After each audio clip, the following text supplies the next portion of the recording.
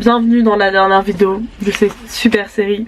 Ça va me manquer de blablater d'histoire avec vous, puis mes petits montages. Je me rends compte que vraiment j'ai trop bien fait de faire ça parce que là j'ai même pas encore vraiment étudié mon cours et je connais genre 75% du délire. J'espère que vous aussi ça vous aide en tout cas. Aujourd'hui nous sommes là pour parler de l'époque contemporaine et des temps actuels. C'est ma synthèse la plus longue jusqu'ici. Voilà, j'ai 6 pages et des pages, genre c'est rempli. Donc on va se lancer. Je vais essayer de faire au plus court et au plus clair, mais je vous promets rien, cette vidéo risque d'être assez longue quand même. Accrochez-vous. Donc, comme d'habitude, vous commencez à me connaître, j'ai fait 2 tableaux comparatifs. Donc, un tableau époque contemporaine et un tableau temps actuel. En tout cas, je sais que les enfants, en tout cas ma petite soeur, à l'heure actuelle apprennent encore, genre que l'époque contemporaine c'est de 1789 à maintenant, mais dans son cours, et je pense que dans les nouveaux référentiels, mais je dis peut-être du bullshit, j'ai vérifié ça pendant le montage, on sépare époque contemporaine et temps actuel. Donc l'époque contemporaine c'est de 1789 à 1914, et les temps actuels c'est de 1914 à today, aujourd'hui. Vous connaissez, on fait conditions matérielles, conditions sociales, conditions culturelles. J'espère que vous êtes prêts pour les conditions matérielles de vie les gars, parce que c'est 2 pages recto verso. Force à nous. Et le contexte géopolitique aussi, il est vénère. Il est vraiment vénère. Bon, je vais commencer par les conditions de vie. Alors, donc à l'époque contemporaine, on l'a vu, on l'a redit, on l'a redit, le main caractère de cette période là c'est les révolutions industrielles, l'industrialisation.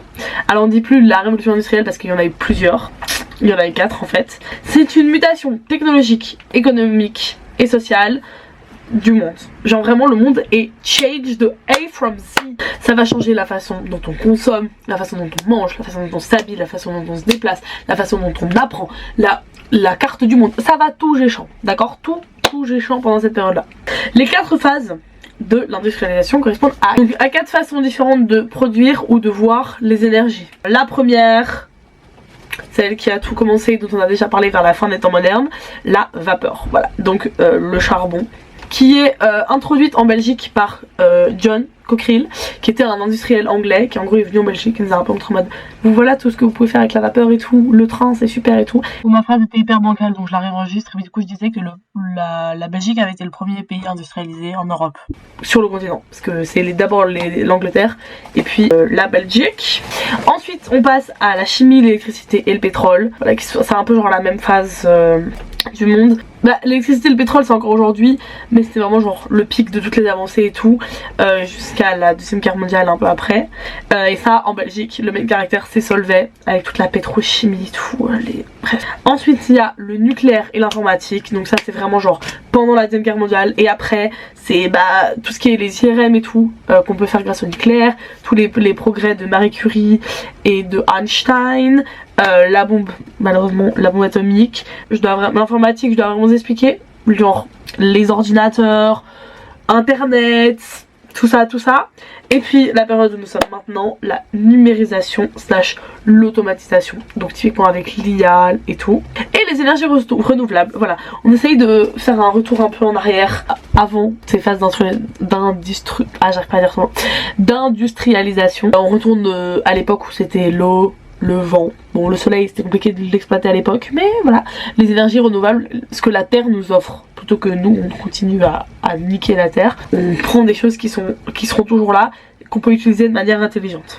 C'est pour ça qu'on disait différentes façons de voir les énergies, parce que justement à la période aux périodes précédentes, vraiment on était là genre on a ces ressources et on les exploite au maximum et on s'en fout de l'impact futur que ça peut avoir, alors que maintenant on est en mode soyons un peu plus smart, en tout cas on essaye, même si c'est pas... Donc, cette industrialisation va entraîner beaucoup de changements, et le premier changement assez notable qui est provoqué, c'est la ville. Donc, on a laissé notre ville, elle était fortifiée, il y avait les bourgeois qui vivaient, les artisans, tout ça, sauf qu'avec l'industrialisation, la ville change, elle doit s'adapter, parce que les voies de communication, elles sont près des villes. Les fleuves, les voies de chemin de fer, les routes, tout ça passe par la ville et est près de la ville. Donc toutes les usines vont être installées aux alentours de la ville, ok? Sauf que les usines, comme il y en a de plus en plus, il y a de plus en plus d'ouvriers aussi, d'accord? Il faut bien les loger ces ouvriers. La ville commence à être un peu serrée, même avec la deuxième enceinte. On décide alors de péter toutes les enceintes pour en faire des grands boulevards. Le meilleur exemple qui me vient en tête, parce que je suis bruxelloise, c'est la petite ceinture qui était à l'époque la muraille du centre de Bruxelles et qui a été qui est maintenant un énorme boulevard à Bruxelles qui fait tout le tour du centre. Voilà. Ensuite on construit plein de logements ouvriers du coup à l'extérieur de la ville, près des usines, pour loger les gens qui travaillent à l'usine genre.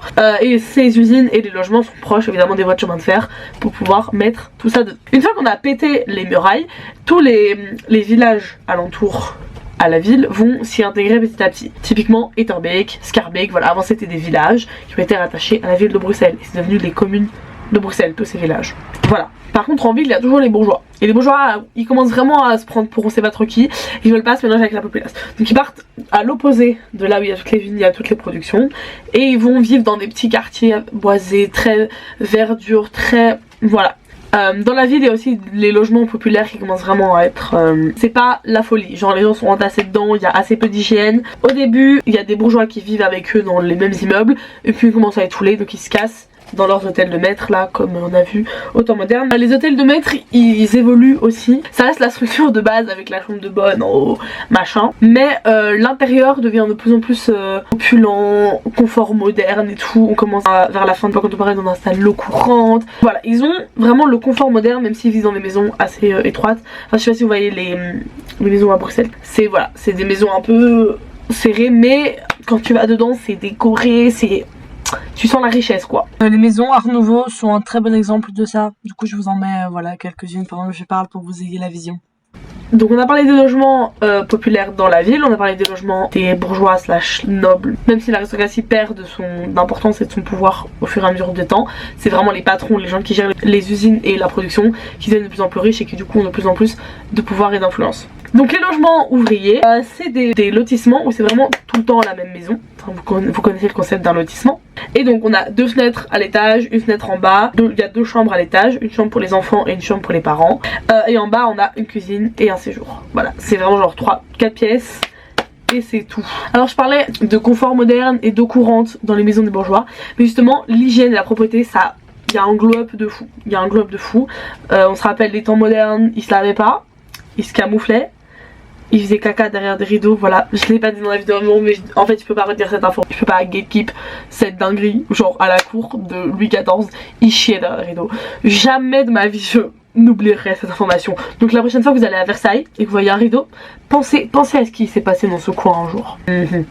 Anyways, ils ont appris des erreurs du passé, à l'époque contemporaine, et notre très cher pasteur, en plus d'avoir fait des super vaccins, enfin d'avoir inventé le concept de vaccin, il a découvert que si on se lave bien avec de l'eau et du savon, ça tue les microbes.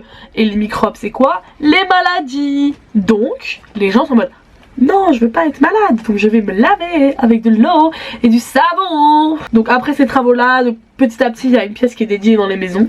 Au début comme d'abord chez les riches et puis ça descend dans la ville, puis bref. Vous connaissez la progression habituelle.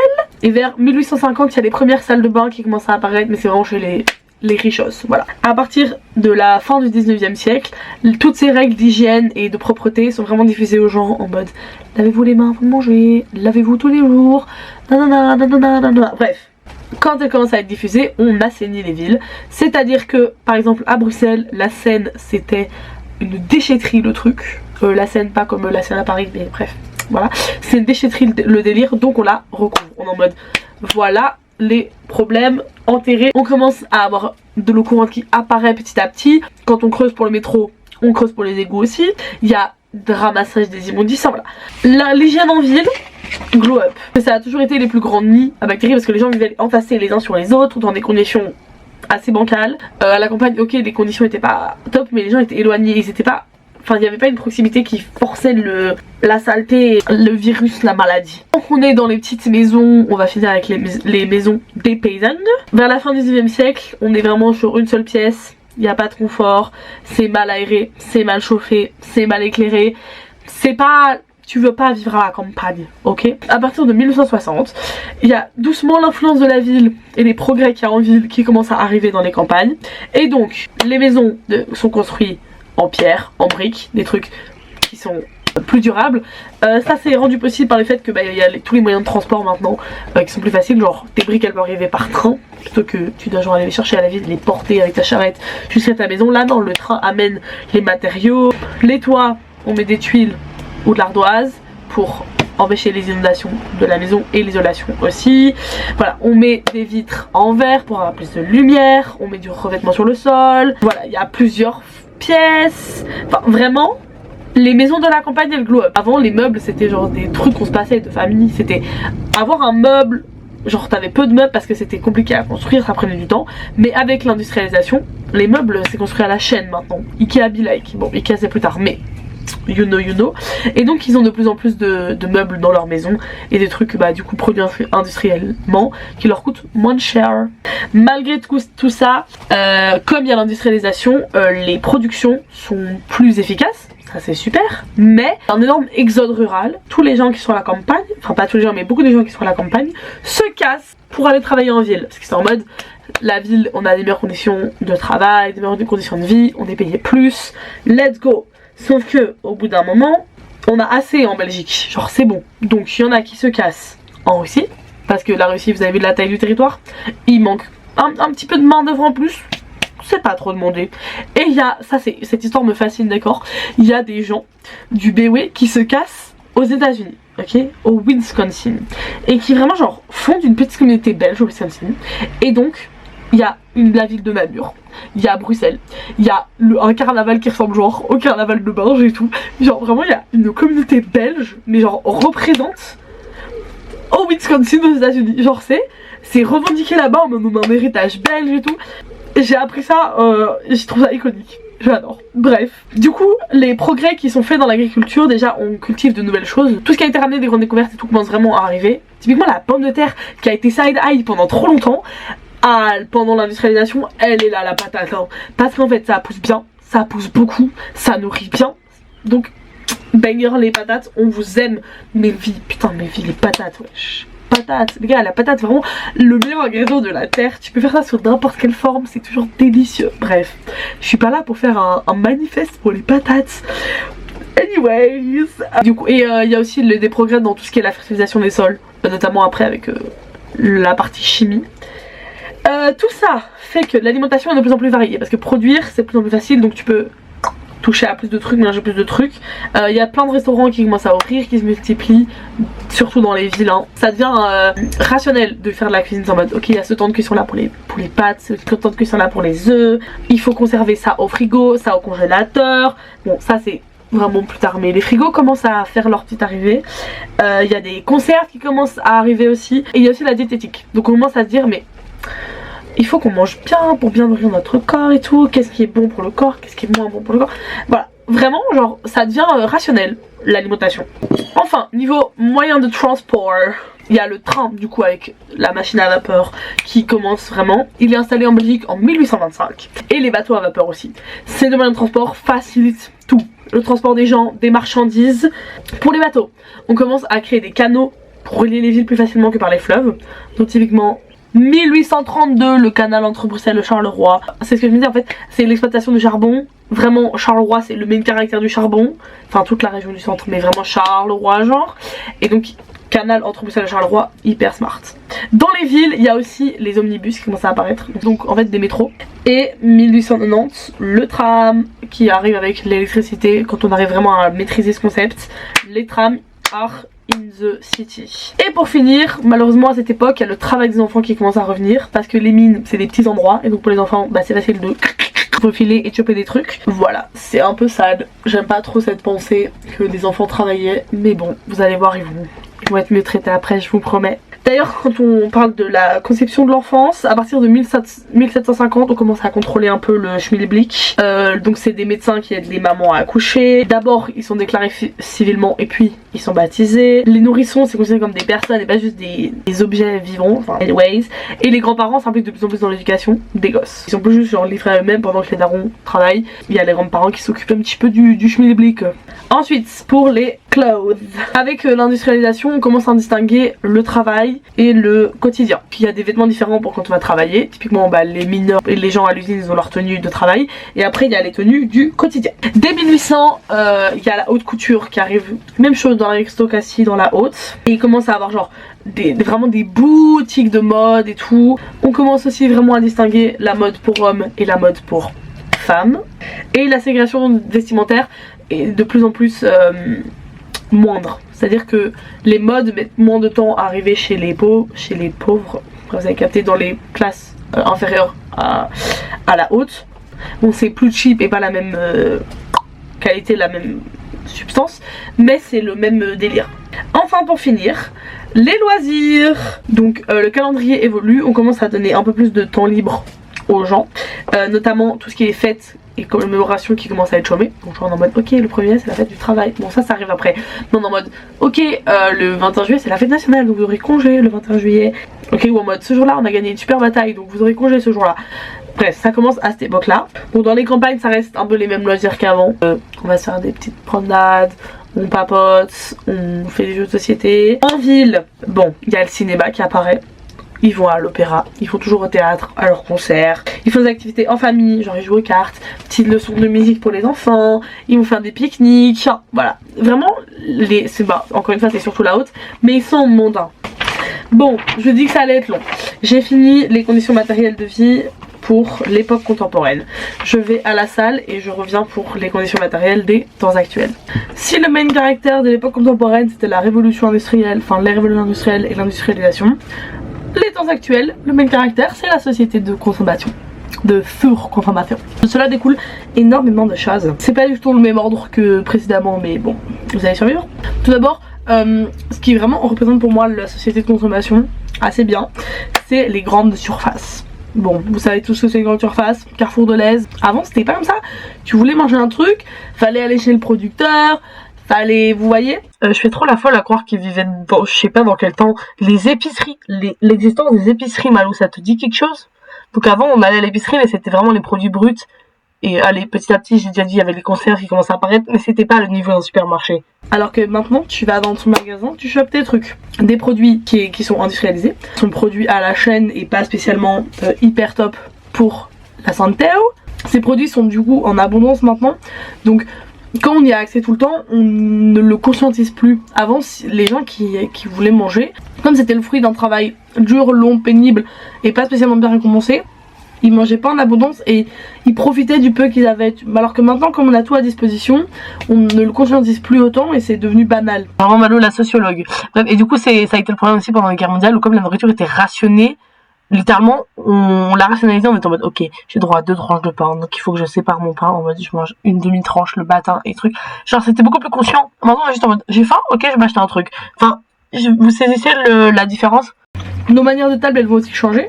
Il y a une très grande influence des Américains, surtout après la Deuxième Guerre mondiale, parce qu'ils prennent un peu le contrôle sur le monde, enfin oui, parce que pendant que nous on est en train d'essayer de reconstruire nos villes et de se relever de ce qui s'est passé, eux aux États-Unis ils ont rien eu. Ok, ils ont envoyé des soldats, il y a des soldats qui sont morts pendant la guerre en Europe et dans d'autres endroits du monde, mais sur le sol états-unien, il n'y a rien eu, il y a eu, ok, Hawaï, Pearl Harbor, mais pas les États-Unis, vous captez. Plus d'influence sur nous, parce que nous on n'est pas occupé à développer notre culture et notre influence, on est occupé à reconstruire. Avec l'influence des États-Unis, les fast-food et le barbecue se développent chez nous, et donc on commence à manger avec les doigts. Voilà, on change nos habitudes de table, on a toujours les couverts et tout, mais on mange avec nos doigts. Les petits restos commencent à un peu décliner, puisqu'il y a une abondance de nourriture et que du coup les chaînes sont de plus en plus présentes, de fast-food notamment. Il y a les plats réchauffés qui commencent à arriver, la livraison de nourriture. Si tu veux manger, t'es plus obligé de savoir te faire manger. Tu peux juste aller au resto ou même commander chez toi. Et des États-Unis nous vient aussi l'influence des fêtes, genre des grandes fêtes conviviales avec toute la famille et tout, un peu comme eux ils ont à Thanksgiving, ce genre d'ambiance là. Autre grande marque de la consommation, le prêt-à-porter. Maintenant s'habiller c'est à la portée de tous, n'importe qui peut aller s'acheter un t-shirt, peut ce truc, c'est pas des vêtements que t'achètes une fois dans ta vie et que tu vas devoir porter pendant très longtemps parce que t'as pas l'argent de t'en racheter. Non, il y a des gens ils mettent un t-shirt 3 fois et puis c'est fini. Même il y a des gens ils mettent un t-shirt une fois et c'est fini. Bref, ça c'est poussé à l'extrême. Et il y a aussi une simplification de la mode. On veut juste des trucs faciles, fonctionnels pour la vie de tous les jours. On cherche spécialement à être dans le...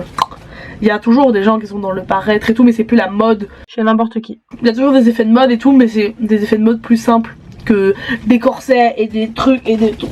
Vous avez capté. Le prêt-à-porter il est aussi rendu possible par le fait qu'on a des fibres synthétiques maintenant, avec tout ce que je dis, la pétrochimie et tout, et que du coup c'est plus facile de produire ces vêtements là parce qu'on n'a pas à attendre que les plantes elles poussent. On peut juste créer le tissu nous-mêmes en faisant des petites expériences chimiques quoi. Et tout ça, le prêt-à-porter ça partir des années 60 et la simplification de la mode c'est basiquement juste le 20e siècle.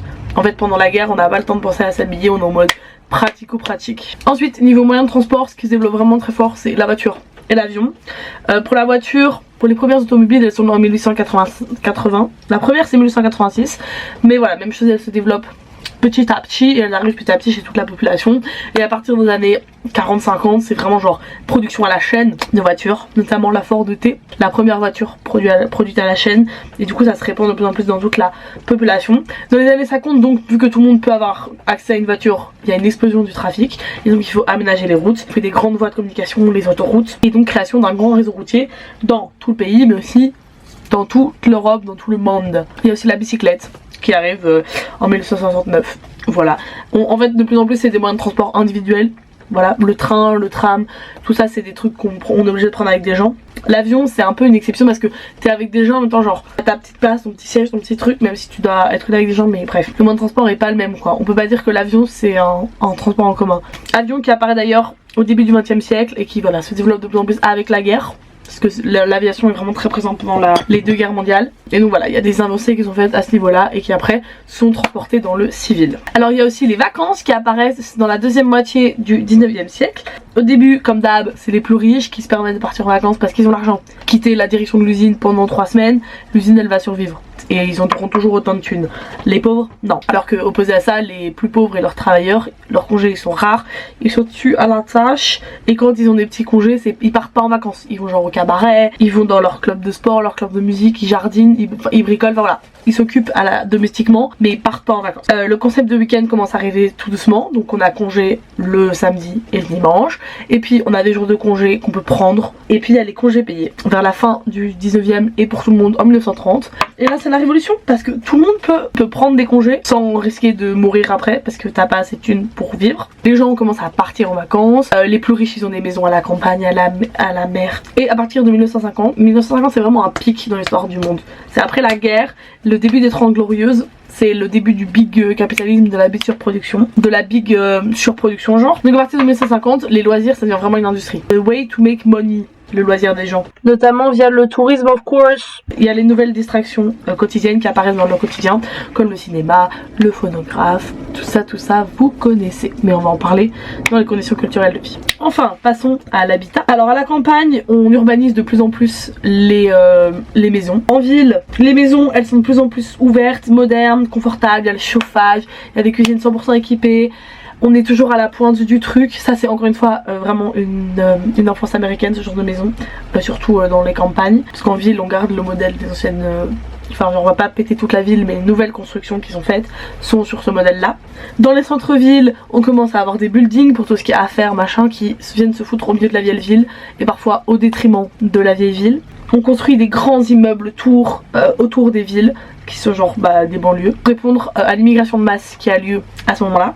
À partir du 20e siècle on commence à faire appel à de la main d'œuvre étrangère pour venir travailler en Belgique parce qu'il y a plein de gens qui sont partis avant et en fait on a de plus en plus besoin de gens pour travailler dans l'industrie parce qu'on se développe vite mais il faut toujours les gens pour le faire. Donc grande immigration après la première guerre mondiale, voilà, donc italiens et polonais qui viennent en Belgique et qui sont, bon ça crée des problèmes sociaux, ils sont assez mal reçus, top. Et puis dans les années 50-60 il y a des Espagnols, des Grecs, des Marocains et des Turcs qui migrent en Belgique toujours pour work. À partir des années 80 la Belgique elle est en mode bon la team on arrête là, stop, on a bien assez de gens et aujourd'hui on a plus des gens qui viennent vraiment massivement travailler en Belgique parce que c'est bon on a assez de main d'œuvre, on est ok, surtout avec l'autonomisation on a de moins en moins besoin de manœuvre mais par contre aujourd'hui il y a les réfugiés politiques qui sont pas trop acceptés, ça dépend vraiment d'où ils viennent mais qui viennent d'Afrique, d'Amérique latine, d'Europe de l'Est, du Moyen-Orient, enfin voilà, ils viennent un peu de partout dans le monde. Amérique latine, ils fouillaient surtout dans les années genre 70 à 90 les régimes totalitaires qu'il y avait en Amérique latine. Afrique, il y a eu plein de schmilblick, trop de choses en Afrique, trop de trucs de guerre, de machin. Donc ils viennent chez nous aussi, même si vous-même vous savez qu'ils sont pas trop acceptés. Europe de l'Est, c'est en partie pour chercher du travail, en partie pour fuir la pauvreté qu'il y a. Bref, on n'est pas là pour. Alors niveau agriculture, même chose, ça devient une industrie. Non mais je vous dis, à ce mec là, tout ce qui peut l'être devient industriel, genre, enfin industrialisé. Bref, donc la terre, Ison Industries. À partir des années 60, toujours elle, il y a des énormes exploitations agricoles avec un max des pesticides, un max de machines, un max de trucs, et donc la production aussi un max. Il faut toujours produire plus et toujours aller plus loin, et voilà, c'est un peu la mentalité de cette époque là, c'est toujours plus en fait. Et pourquoi pas toujours moins, hein à réfléchir mes amis. Et enfin, niveau hygiène, donc on est propre, on prend des douches et on commence à avoir un petit souci de notre apparence. Donc il y a les instituts de beauté qui commencent à ouvrir, les coiffeurs, le maquillage, ils se développent et tout. Tout ça à partir des années 20. Et puis ensuite dans la deuxième moitié, donc toujours après la guerre, deuxième moitié du 20e siècle, on commence à se dessaper tout doucement. On laisse apparaître nos formes finalement. C'était tout pour les conditions matérielles de vie. Ma caméra n'a plus de batterie, je vous retrouve demain pour finir la synthèse. Alors, welcome back. Nous en étions donc aux conditions sociales de vie. À l'époque contemporaine, c'est la période de tout ce qui est les luttes ouvrières, qui découle directement de l'industrialisation, encore une fois. Les ouvriers, ils commencent à en avoir ras le cul d'être traités comme de la merde, et donc ils commencent à faire des grèves et tout. Et c'est comme ça qu'on obtient des meilleurs salaires, les congés payés, les syndicats, tout ça. Il y a aussi l'indépendance de la Belgique et la colonisation, mais on va en parler dans le contexte géopolitique, ça. Et une meilleure justice. Même chose, les conditions sociales dans les temps actuels. Il y a les guerres mondiales, la guerre froide, la décolonisation et la construction de l'Europe. Et tout ça se retrouve dans le contexte géopolitique, donc on en parle après. Alors pour les conditions culturelles, il y a les machines, donc il y a les machines des mines et les usines qui se développent vraiment très fort. Donc les machines à vapeur, comme on a dit. Pendant les temps modernes, on découvre le charbon de terre, qui est dans, c'est obvious, c'est le charbon qui est dans la terre. Sauf qu'à l'époque on n'utilisait que le charbon de bois. Ok, sauf que le charbon de bois, faut déforester, ça prend du temps parce qu'il faut brûler les charbons et tout. C'est un peu chiant. Alors que le charbon de terre, tu le trouves, il est comme ça. Bon, c'est quand même pas hyper renouvelable, mais c'est mieux pour eux, en tout cas à l'époque. Et donc, ils commencent à ouvrir des mines, à creuser dans les mines de plus en plus. C'est ça qui crée l'industrialisation, et on utilise ce charbon pour les machines à vapeur. La machine à vapeur, petit rappel du fonctionnement, on fait brûler du charbon et après du coup la chaleur que ça dégage, ça va faire bouillir de l'eau qui fait de la vapeur. Et après, bref, je sais pas le reste du procédé, d'accord, mais ça vient genre des petits clapets et tout, bref. Ça crée de l'énergie par un moyen scientifique que je ne maîtrise pas. Et donc, justement en parlant d'eau, dans les mines, quand on creuse, qu'est-ce qui se passe? Il y a de l'eau qui vient, parce qu'on est en dessous du niveau de la mer. Et donc il faut une machine pour enlever l'eau. Voilà, parce que c'est compliqué de creuser quand t'es sous l'eau, genre. Donc il y a les machines pour pomper l'eau qui elles fonctionnent à la machine à vapeur. Donc tout est lié, les usines, tout fonctionne à la vapeur au début. Et puis on passe à l'électricité et puis on découvre le pétrole. Et une fois qu'on a découvert le pétrole, on devient fou avec le pétrole. Et on en met partout, un peu trop partout. Voilà.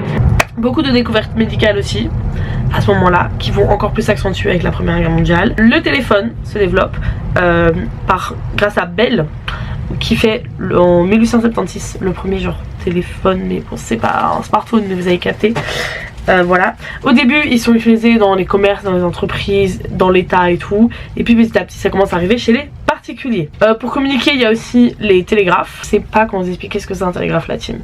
C'est un peu genre le fax, I guess, genre tu tapes ton truc et après il y a quelqu'un qui reçoit le texte que t'as tapé. Il y a un système, je sais plus exactement c'est quoi le système, qui fait que genre la machine elle tape les touches que t'as tapé. Bref, les SOS et tout, c'est comme ça que c'était fait. Il y a des agences de presse qui commencent à ouvrir, les pubs se développent. Vous sentez la société d'aujourd'hui qui commence à arriver tout doucement là, aux h 11. Et il y a aussi la poste, voilà, qui commence à être gérée par l'État à partir de 1800. Avant c'était un peu quoi coup bof. Et donc il y a des bureaux qui commencent à ouvrir partout, il y a le système de timbre qui est créé, etc. etc. Et enfin, niveau instruction, c'est hyper important l'instruction, c'est enfin le temps de l'école pour tous. Merci l'avion de Brussels Airlines. Les joies de vivre près de Zaventem finalement. Donc l'école est gérée par l'État, comme la poste. Vraiment l'État de prendre de plus en plus de place partout. Avant c'était beaucoup genre les gens font ce qu'ils veulent. Non, l'État de prendre de plus en plus de place parce que c'est plus juste un roi. C'est genre vraiment tout un système. Grâce au fait que l'État s'en mêle, le nombre d'écoliers va augmenter. Même si je vous rappelle qu'il y a toujours des enfants qui travaillent dans les mines, mais c'est vraiment genre les pauvres. À partir de 1850, dans chaque village, il y a une école qui sont gérées par des professionnels qui sont formés par l'État. Voilà, c'est des enseignants. Il y a un programme scolaire qui commence à être installé petit à petit. Il y a des inspections, il y a les conférences pédagogiques pour former les enseignants aux nouvelles méthodes. Et obligation scolaire et gratuité scolaire à partir de 1914. À présent, les temps actuels. Comme je l'ai déjà dit, de nouvelles énergies apparaissent. Le nucléaire, le solaire, bon le vent et l'eau on utilisait déjà. Quand même on réapprend à l'utiliser et on fait de nouvelles machines avec. Programme médical on point, genre vraiment on point, littéralement. Après la première guerre mondiale les gars c'est la folie. Ensuite niveau moyen de communication, on passe à la radio, à la télévision et au cinéma. Donc la radio, pour la développer il y a plusieurs expériences qui ont lieu en même temps. Mais on considère qu'à partir de 1930 elle devient portable. Et elle devient portable grâce à des... Je sais pas les explications scientifiques, mais il y a des évolutions dans la manière dont on comprend l'électricité, dont on fait fonctionner l'électricité, qui fait qu'on arrive à faire des radios, voilà, qu'on fait dans les voitures, chez soi, voilà, portable. Il y a les premières émissions de radio et tout qui sont en 1920 et en 1948 elle devient publique. Donc la radio se démocratise, tout comme la télévision, voilà. La première télé électrique apparaît en 1929 et puis à partir des années 50, donc après la guerre, l'expansion est très rapide parce que ça coûte de moins en moins cher à faire et c'est de plus en plus facile à construire. Ça se démocratise dans beaucoup de foyers la télé. Même chose, elle évolue très vite. Donc au début c'est noir et blanc, puis bam on va voir la couleur, puis on va voir la transmission en câble, puis on passe au numérique. Les avancées dans la télé sont assez rapides à partir du moment où elles se démocratisent chez tout le monde. Parce que ça devient vraiment un point central dans les foyers. Il y a des nouvelles technologies d'information et de communication qui apparaissent. Vous-même vous savez, en 1950 les premiers ordinateurs sont vraiment créés. Ils sont un peu là pendant le premier ordinateur date de la Deuxième Guerre mondiale, mais la forme un peu moins prenant de place commence à être développé en 1950. À partir des années 90 ça se démocratise dans tous les foyers. Du coup une fois que tout le monde peut avoir un ordinateur, internet se développe vers la fin des années 90 et aujourd'hui il est partout. On n'a pas parlé de la religion depuis longtemps, c'est normal parce que elle prend vraiment un step back. Depuis les révolutions la religion est vraiment genre au second plan. Parce que voilà, on s'est rendu compte qu'ils avaient un peu trop d'influence, que c'était pas le concept de base, qu'ils étaient un peu corrompus, un peu malhonnêtes. Globalement les gens sont un peu déçus, ils attendent des changements dans l'église. Beaucoup deviennent laïcs. En 1962 nous avons le concile de Vatican II qui est censé être une discussion pour revoir l'église et restructurer l'église pour répondre aux attentes des gens. C'est un énorme flop, ça répond pas du tout à ce que les gens veulent, donc c'est pas fou. Ensuite, les études. Donc l'école primaire c'est c'est acté, tout le monde y a accès, c'est gratuit, on est obligé d'y aller quand on a un enfant, donc plus de travail pour les enfants, top. Mais après il y a beaucoup d'enfants qui arrêtent l'école à 12 ans, problème. Donc on travaille pour que les études secondaires se démocratisent, elles deviennent obligatoires jusqu'à 16 ans et puis jusqu'à 18 ans. Et puis du coup grâce à ça il y a la démocratisation des études supérieures qui se fait de plus en plus. Voilà, ça c'est tout à partir des années 60 où on commence vraiment à vouloir former la population et pas juste les élites. En fait il faut que le niveau d'instruction augmente parce que les technologies qu'on introduit et les concepts qu'on introduit demandent de plus en plus de formation et de connaissances. Voilà, donc il faut former les gens. Et enfin pour finir, pour ce qui est de la vision de l'espace et du temps, tout d'abord il y a le premier homme dans l'espace et le premier homme sur la lune en 1969. Je sais plus la date du premier homme dans l'espace. Laika, premier chien dans l'espace, je t'aime. Sputnik, premier satellite. Voilà. Il y a vraiment toutes les avancées spatiales ont lieu à ce moment là parce qu'on a fini d'explorer la Terre en fait. On connaît, on a été jusqu'au bout de l'Antarctique, on a été jusqu'au bout des forêts tropicales, on a découvert tous les continents, toutes les îles. On se fait chier sur Terre, on va plus loin, on va dans l'espace. Niveau du temps, le temps est de plus en plus précis. Genre il y a vraiment une obsession pour la précision du temps à partir du 19e. Et avec le capitalisme, le temps ça devient de l'argent. Donc on veut vraiment genre précision de temps et tout. Donc tous les outils deviennent de plus en plus précis à la milliseconde machin. On a un accès collectif à ces mesures de temps et à ces outils pour mesurer le temps. Et ils deviennent individuels à partir du 20e siècle. Voilà, avec les montres, sur les micro-ondes, sur les fours, vous avez capté. Et aujourd'hui nous vivons en temps réel, dans le présent absolu. On est toujours à la recherche du maintenant. Pour finir avec un dernier héritage, la population. À partir du début de l'industrialisation il y a un big décollage démographique, donc ça c'est top. La population fait x2 parce que à partir de 1850 les décès diminuent avec les progrès médicaux et tout. Les natalités elles sont stables, puis après elles vont commencer à descendre, mais du coup comme le décès il est descendu aussi, ça reste un niveau assez stable. Puis à cause du fait que les naissances descendent, il y a la population qui commence à vieillir. Au XXe siècle il y a vraiment beaucoup plus de vieux que de jeunes. à cause de toutes les crises et des guerres et tous les gens ils ont plus la tête à vouloir faire des gosses. Ils sont en mode en fait c'est la crise économique, je vais pas faire un enfant maintenant, genre j'ai pas besoin d'une bouche en plus à nourrir littéralement. Puis après la guerre, il y a dans les années 50 un baby boom, c'est ce qu'on appelle les boomers de nos jours. Au cas où vous n'étiez pas au courant de l'origine de cette expression, voilà, les boomers c'est les gens qui sont nés dans les années 50 après la guerre. Parce qu'après la guerre tout le monde est en mode ok let's go on est free, on va tous ken pour faire des enfants. Je caricature mais c'est un peu la vision. Voilà. Ensuite après les années 60 c'est la libération sexuelle. Donc on pourrait se dire bah, y a beaucoup plus de gosses. Non. Les gens prennent conscience que tu peux faire l'amour sans avoir un enfant. Donc tout ce qui est contraception, tout ça se développe à ce moment-là. Réflexion sur est-ce que vraiment je veux un enfant ou est-ce que juste c'est la société qui me force à vouloir des enfants. Est-ce que je peux pas juste vouloir avoir une vie sexuelle sans avoir des enfants avec. Voilà, tout ce genre de réflexion. Donc les naissances descendent. C'est aussi impliqué par l'instruction justement. Les gens ils ont plus de jugeote, ils développent un esprit critique et donc ils sont en mode moi je préfère me concentrer sur ma carrière, je veux pas avoir des enfants. Genre c'est pas un besoin que je ressens, c'est un besoin que la société m'impose. Et ça c'est des réflexions qui encore aujourd'hui, les enfants ça c'est vraiment genre c'est plus automatique dans une relation et c'est plus automatique dans une vie, c'est on y pense, on le programme, on le réfléchit. Avec la science aussi, si t'arrives pas à faire des enfants, tu en veux vraiment, tu peux en avoir. Donc c'est vraiment un choix qui est réfléchi et qui est abouti entre guillemets. Et paradoxalement, les enfants comme ils sont plus rares, c'est un peu genre les enfants rois. Ils sont là, tu vois. L'aide financière, il y a plein d'enjeux économiques qui sont liés à leur existence. Voilà. Et donc les questions des sociologues à l'heure actuelle sont quelle sera la place de l'enfant dans l'avenir? Nous avons fini les conditions matérielles, culturelles, sociales de vie et les héritages. Passons à présent au contexte géopolitique. J'espère que vous êtes bien installés parce qu'il y en a des choses à dire. Oui. Ce sera beaucoup plus clair que les temps modernes, je vous promets. Donc, on en a déjà parlé, mais après la Révolution française, 19e siècle, industrialisation. On a déjà parlé de tous les enjeux, de tout ce que ça impliquait. Je vais pas me relancer là-dessus. En parallèlement à tout ça, il y a la naissance des États modernes, des États actuels qui commencent à se faire. Tout d'abord, il y a des transformations sociales. Nouvelle classe qui arrive dans la société. Donc les ouvriers, j'en ai déjà parlé, les patrons, les nobles perdent vraiment beaucoup d'influence parce que c'est plus un roi. Et du coup, ils ont plus vraiment de pouvoir en haut. C'est vraiment genre les bourgeois qui dominent la société. Il y a de plus en plus de gens qui vont vivre dans les villes. Enfin, voilà. De 1789 à 1815, on a la Révolution française qui a lieu et qui est quand même un grand moment dans l'histoire de l'Europe en tout cas. Après cette Révolution française, il n'y a plus de noblesse, il n'y a plus de roi, tout ça. Et donc les grandes puissances, ils sont en mode bah ils sont faibles, on va aller les attaquer à haut. Sauf que eux ils sont en mode no.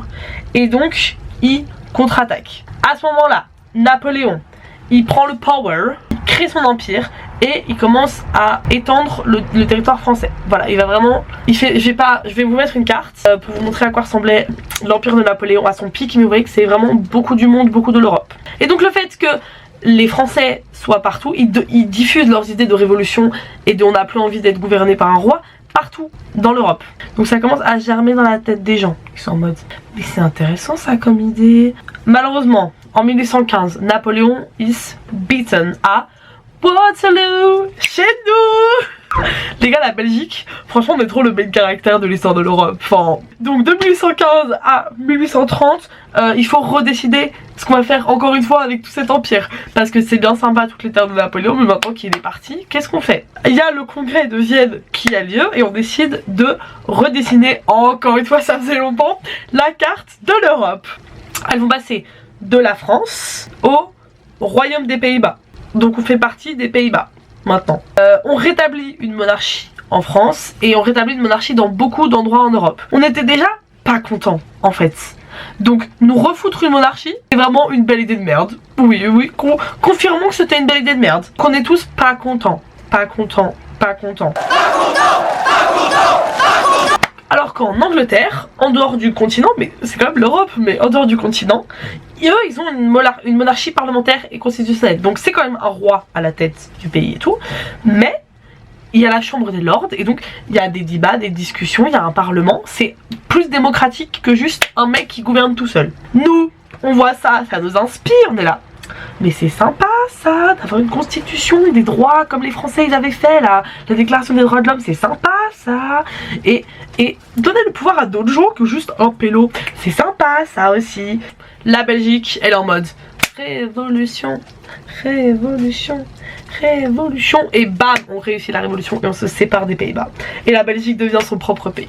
Déclaration d'indépendance, création d'un nouvel état, constitution, et on fout quand même un roi à la tête, parce que pourquoi pas finalement. Je pense que c'était pas spécialement ras-le-bol d'avoir des rois, c'était ras-le-bol d'avoir un roi qu'ils avaient pas choisi, qui venait pas de chez eux, d'être dans un autre pays encore. Genre c'est bon, on en a marre de passer de Pierre, Paul et Jacques, on veut être notre propre pays. Donc création de la Belgique, on élit un roi, mais c'est une monarchie constitutionnelle, comme j'ai dit. Donc le roi il peut pas faire ce qu'il veut, quand même un gouvernement et tout, parallèlement au pouvoir du roi.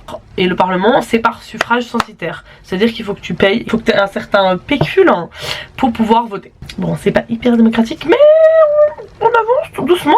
À partir de 1830 jusqu'à 1848, le retour à l'ancien régime, comme j'ai dit, il est mal accepté globalement partout en Europe. Les gens ils veulent retrouver leur unité nationale, les gens ils veulent retrouver leur indépendance. Ils en ont marre parce qu'il y a eu un nouveau découpage, du coup t'as des peuples qui sont splittés en deux, t'as des peuples qui sont intégrés dans des pays qui sont en mode en fait on n'était pas avec vous à la base, pourquoi on nous tape ici. Ensuite, bam, révolution en Europe, la plupart des pays se libèrent de leur monarchie, il y a plus de liberté, on réforme les gouvernements et les sentiments nationalistes commencent vraiment à grandir à ce moment là. Il y a aussi les armées nationales qui sont créées, voilà, donc c'est plus seulement des volontaires et tout, c'est qu'il y a des gens, c'est leur travail d'être dans l'armée. Voilà. Et comme j'ai dit, la bourgeoisie devient une classe dominante. Du coup, c'est plus la noblesse qui gouverne, la petite bourgeoisie qui boit du champagne. Bon, les politiques européennes, c'est qu'elles ont de la suprématie sur le reste du monde. Donc pour elles, le monde leur appartient. Le capitalisme industriel et commercial commence à s'imposer partout en Europe. Donc idéologie politique libérale. Ça s'installe entre 1848 avec toutes les révolutions et 1880. Et puis à partir de 1880 jusqu'à 1914, il y a des nouvelles idéologies qui commencent à apparaître. Parce que on est en mode, en fait c'est bien gentil votre système capitaliste, mais là l'industrialisation ça fait longtemps, elle est là. On commence à voir que les mineurs et les ouvriers sont un peu traités comme de la merde. On réfléchit, on se pose des questions, on utilise nos grands neurones et le socialisme commence à naître. On est en mode, non, on a tous le droit aux mêmes chances, on va pas pousser pour aller vers toujours plus de profit, toujours plus d'argent, toujours plus de trucs et toujours plus d'argent aux mêmes personnes. En fait c'est qui fait le bien, c'est qui fait le travail ici, hein? C'est les patrons? Je crois pas, non. Je crois pas, non, c'est les ouvriers. Donc on a droit à avoir des droits, on a le droit à avoir de l'argent, on a le droit à être respecté un peu. Voilà, donc socialisme naît et puis des courants plus extrêmes comme le marxisme qui à la base est une super idée. C'est on est tous égaux, personne ne possède rien, on donne toutes les richesses à tout le monde, tout est commun, comme ça il n'y a pas de fight en mode moi j'ai plus, toi t'as moins, non, tout le monde a la même chose. Et puis c'est parti dans des dérives un peu compliquées mais on en parle plus tard. À partir de 1880 aussi et jusqu'en 1914, c'est l'expansion de tous les empires coloniaux des puissances européennes. C'est aussi une période où paradoxalement les colonies, en tout cas les États-Unis se libèrent, ils sont indépendants. Les colonies d'Amérique du Sud qu'ils ont depuis longtemps là, l'Europe, commencent à voilà prendre leur idée d'indépendance aussi. Et les grands empires coloniaux se développent quand même.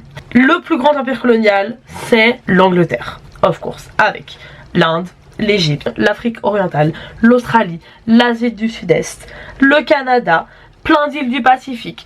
Globalement, à ce moment-là, tu vas dans un continent, il y a d'office une colonie britannique pas loin de toi. La France aussi, ils ont le golfe de Guinée, l'Indochine, Madagascar, l'Algérie, la Tunisie, la Belgique, on a le Congo, même si le Congo appartient pas à la Belgique, c'est une possession personnelle de Léopold II qui va léguer à la Belgique plus tard. L'Italie, ils ont quelques pays d'Afrique un peu par-ci par-là comme l'Éthiopie.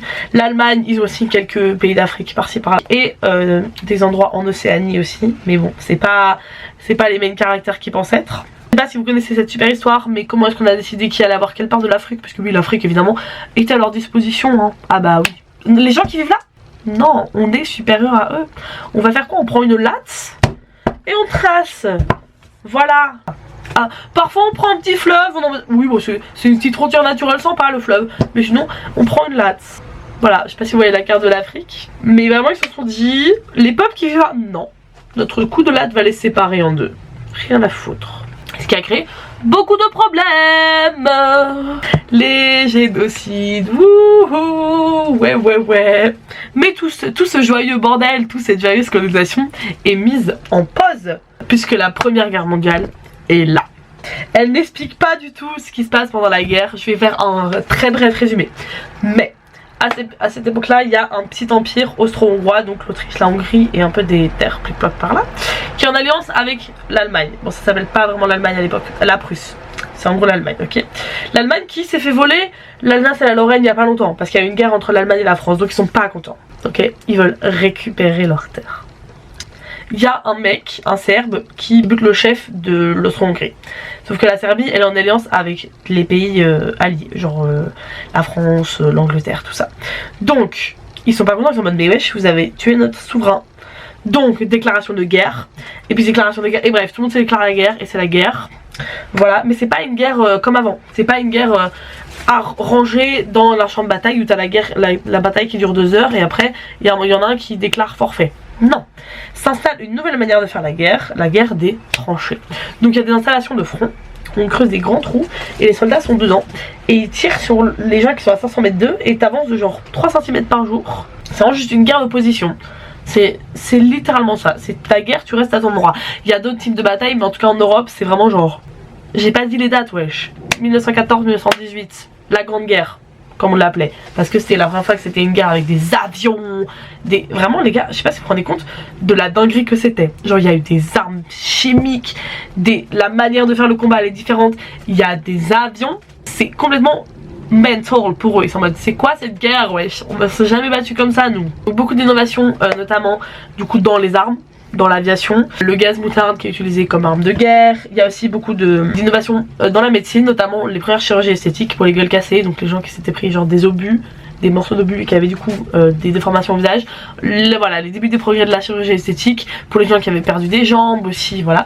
D'ailleurs justement les obus, les explosifs et tout, c'est nouveau hein. Avant on se tirait pas une bombe à la gueule, ok il y avait l'artillerie, mais c'était différent, genre tu prenais un boulet, tu prenais pas un truc qui t'explose à la gueule. Je sais pas si vous saisissez la différence.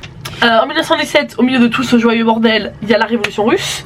Donc l'empire russe qui était un empire tombe. C'est un peu les débuts de l'URSS qui commence à... Le marxisme prend le pouvoir. Ça crée des petites situations propices pour la guerre qui va suivre.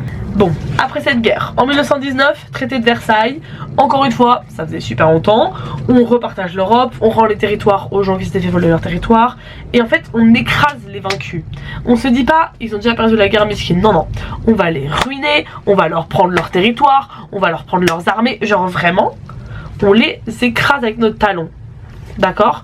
Idée de merde, si vous voulez mon avis. Donc 1919, traité de Versailles. On voit le bilan humain de la guerre qui est terrifiant.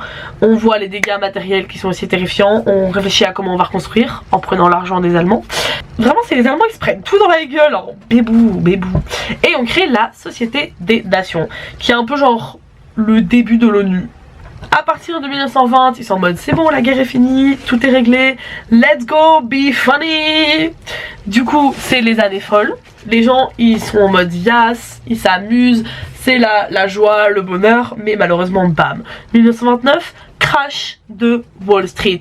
C'est la merde. Crise économique qui part des États-Unis, mais comme les États-Unis s'étaient rendus indispensables à l'Europe en leur prêtant plein d'argent. À ce moment-là, ils sont en mode bah en fait, rendez-nous notre argent, on en a besoin parce que nous c'est la crise. Sauf que l'Europe elle a pas l'argent, elle est en train de reconstruire. Du coup, crise économique. Ouais. Donc c'est la merde.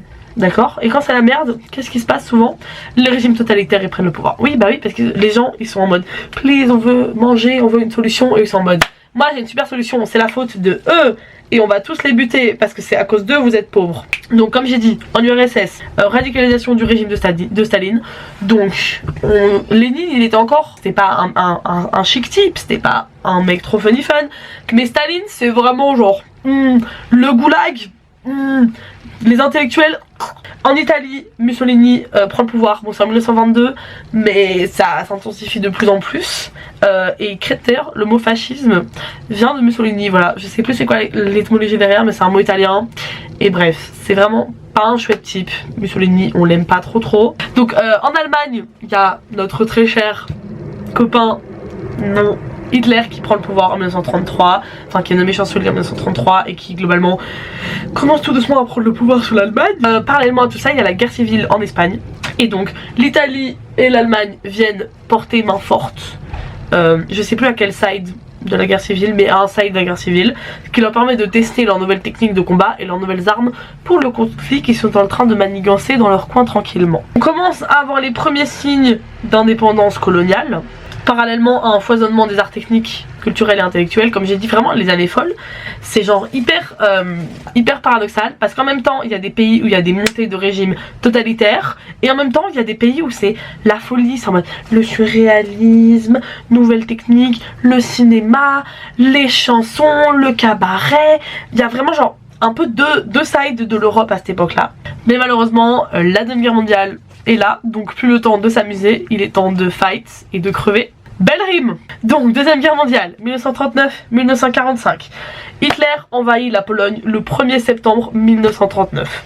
Ça déclenche la guerre, parce que déjà il était censé ne pas avoir d'armée en Allemagne, mais il a un peu contourné les trucs et il a quand même une armée et des armes, et beaucoup d'armes, et beaucoup d'armées, et beaucoup de nouvelles technologies à tester aussi.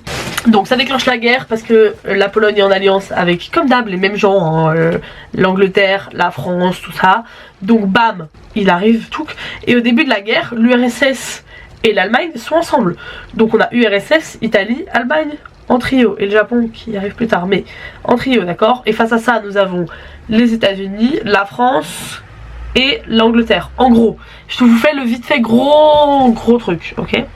Donc fight, on commence à se battre doucement. Les Polonais ils se font envahir très vite parce que leur armée à l'époque c'est des chevaux.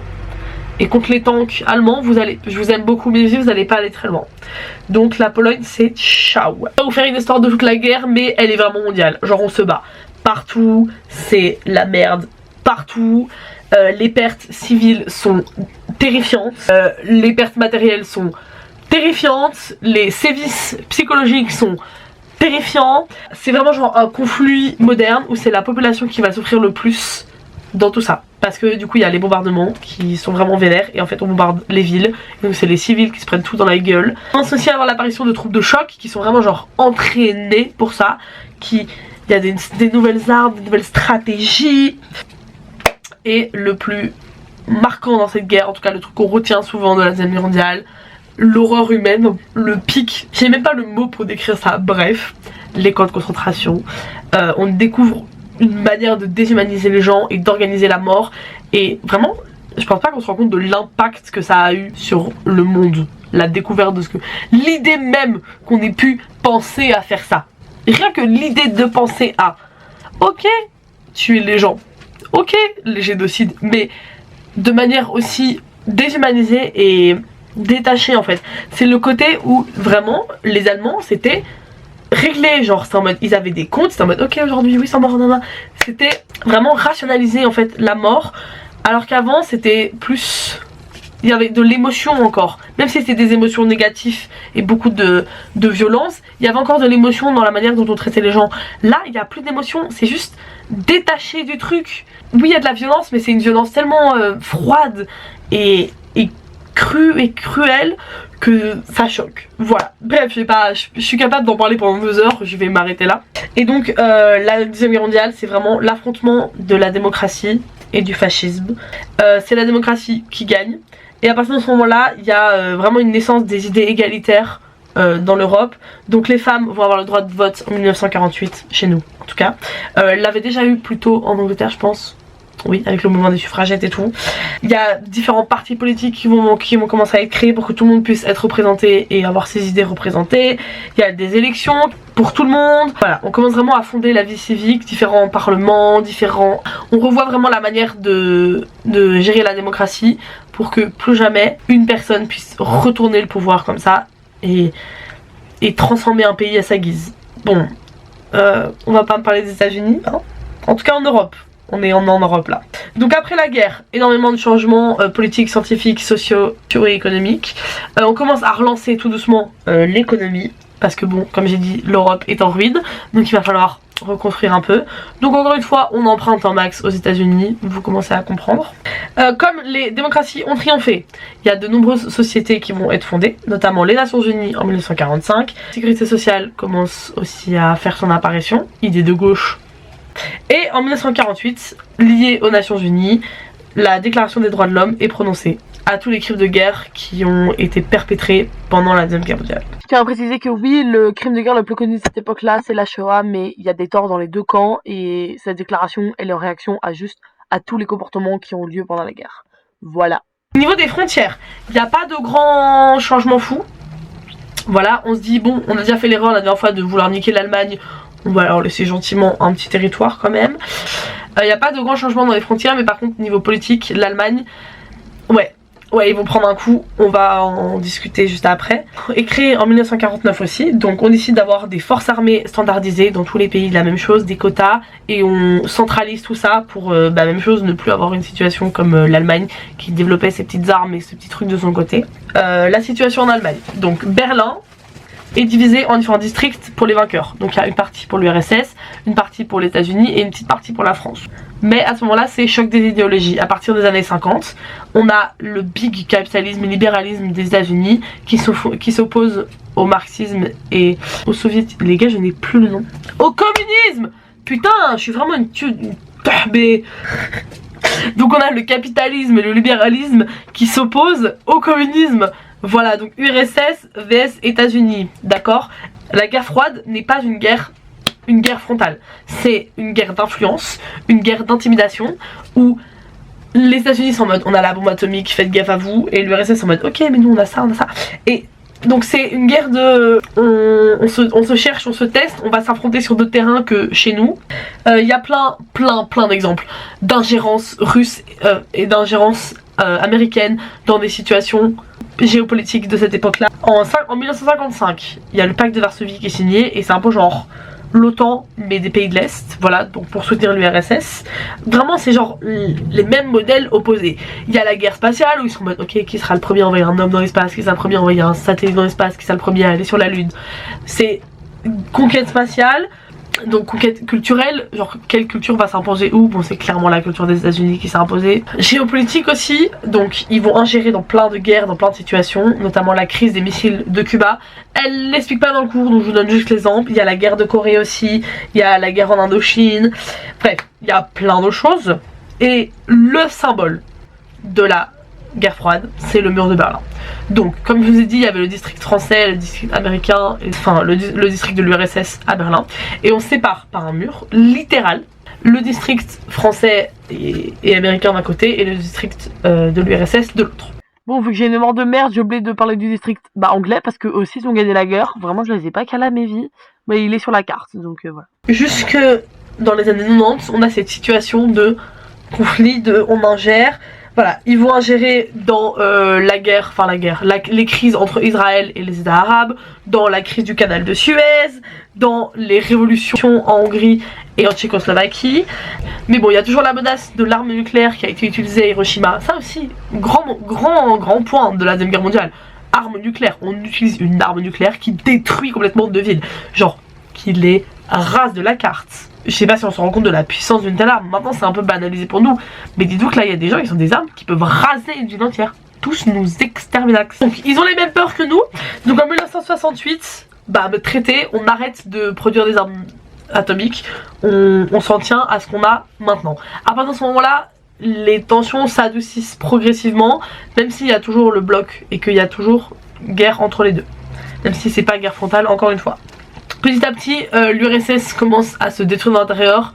Problèmes politiques, problèmes économiques, problèmes sociaux. C'est un peu la merde. 1989, le mur de Berlin tombe. Et à partir de ce moment-là, c'est la chute de l'URSS. En 1991, signature pour dire que la guerre froide is done. Voilà, et donc progressivement, l'URSS, tous les territoires vont être divisés en petits pays, en petits trucs. La Russie va rester la Russie et gérer son business toute seule. Parallèlement à ça, la décolonisation commence à avoir lieu. Donc, dans les colonies, il y a de plus en plus des tensions entre les indigènes qui veulent avoir enfin leur terre et enfin leur pays et qui en ont marre d'être gouvernés par les blancs, littéralement, et l'impérialisme blanc, justement. Donc voilà, fight. Parfois, ça se fait par négociation, comme les Indes, qui restent quand même dans le Commonwealth, mais qui sont leur propre pays. Et parfois, il y a des guerres, hein, voilà, comme en Algérie ou en Indochine. Toujours les Français, hein. Enfin, nous arrivons au début de notre ère, au début du XXe siècle. Après la fin de la guerre froide, les États-Unis dominent complètement le monde puisque l'autre superpuissance is done. Il y a des crises au Moyen-Orient qui commencent à arriver parce qu'ils ont découvert qu'il y avait du pétrole chez eux, donc ils veulent l'exploiter, sauf que du coup il y a des problèmes parce qu'ils sont sous-développés et qu'ils ont beaucoup de richesses et qu'ils savent pas comment gérer ça, et du coup il y a des guerres pour choper les richesses. Super, notamment la guerre d'Afghanistan, et puis il y a la guerre israélo-arabe. La construction de l'Europe a lieu également parallèlement, donc bon, il y a beaucoup d'étapes, mais je vous le fais. Donc tout d'abord, en 1944, Benelux, donc la Belgique, les Pays-Bas et le Luxembourg se rejoignent pour faire une coalition politique, économique, bref, voilà. À partir de 1949, il y a le Conseil de l'Europe qui est créé, donc c'est un parlement juste, voilà, avec des représentants de quelques pays européens. En 1951, il y a la KECA qui est créée, ou l'Europe des 6, avec du coup l'Allemagne de l'Ouest, donc la partie américaine de l'Allemagne, la France, l'Italie, la Belgique, le Pays-Bas et le Luxembourg. Et en gros ça c'est genre une confédération commerciale et économique européenne. En 1957, le traité de Rome est signé. C'est un traité commercial et économique entre tous les pays, entre beaucoup de pays européens. Ensuite, en 1958, l'Euratom. Ne me demandez pas ce que c'est, mais je pense que sur il y a de plus en plus de pays. Et puis ensuite, en 1992, il y a le traité de Maastricht qui est signé, et donc là, l'Union européenne est créée. Qu'est-ce que l'Union européenne? C'est un espace de libre circulation des personnes, des marchandises et des services qui cherchent à avoir une force politique majeure dans le monde. Parce qu'ils se sont rendus compte que contre les grandes puissances, ils pouvaient rien à l'Europe. C'était des petits pays qui se sont dit, on va se put together, on va stand for Europe quoi. As we say in Belgium, l'union fait la force. Voilà, il y a d'autres pays qui vont suivre cet exemple, notamment Mercator, qui est une alliance, une coalition, je sais pas si c'est les bons mots, entre des pays d'Amérique du Sud. Voilà, bref, il y en a plein qui pop-up, il y en a en Afrique aussi, il y en a en Asie. Voilà, les gens, ils sont trop fans de nous, ils suivent notre exemple. Suivent des problèmes de sous-développement dans beaucoup d'endroits du monde, parce que nous, on pousse très vite, mais du coup au détriment d'autres gens. Notamment en Afrique et un peu en Amérique latine, même si ça commence à aller mieux. En Asie, on a un peu de retard, mais on se développe, notamment la Chine, le Japon, l'Inde, la Corée du Sud, le Sri Lanka. Bon, bref, je vais pas vous faire toute la liste. Singapour. De plus en plus, l'Asie commence à monter au premier plan, mais l'Amérique latine, le Brésil ça va mieux, le Mexique aussi, mais l'Amérique latine et l'Afrique sont quand même vachement en retard. On voit très bien le déséquilibre entre le nord et le sud.